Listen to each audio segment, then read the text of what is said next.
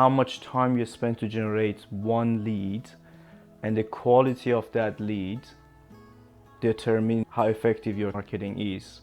So when we're talking about return on investments, it's not how much money you spend to generate one lead, it's also how much time and resources you allocate to generate that lead. So let's say you are part of a networking group, and some of the networking group actually have that system in place to calculate the ROI. So you go to the networking group on a weekly basis, so how much time you spent, and you generate X amount of money. Then you calculate how much time you spend, multiple your, let's say, hourly rate that you have, and how much resources you spend to attend those meetings and all those costs that involve, and then you calculate the accurate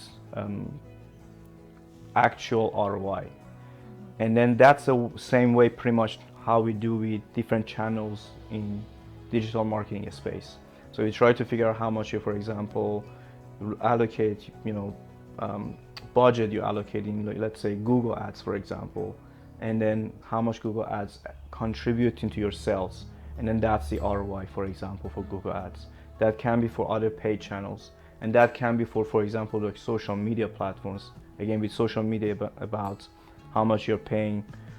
Are you paying for a third-party provider? Are you paying for tools and technologies?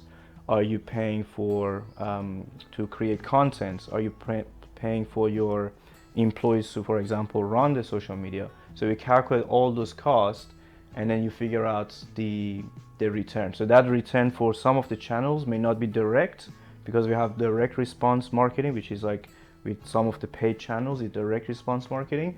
With some of the channels, it is how much they contribute into that last click or last generating the leads. We call it the attribution model, or how much that channel assisted in generating that final leads, for example. A little bit complicated, but that's something that can be calculated, and you can actually figure out how much each channel is actually returning for you, and then you can compare and figure out, maybe, based on your strategy, you need to phase out a couple of channels and spend more time and energy into other channels, meaning that with the same amount of time you get more, or you can spend less time to get the same amount of return.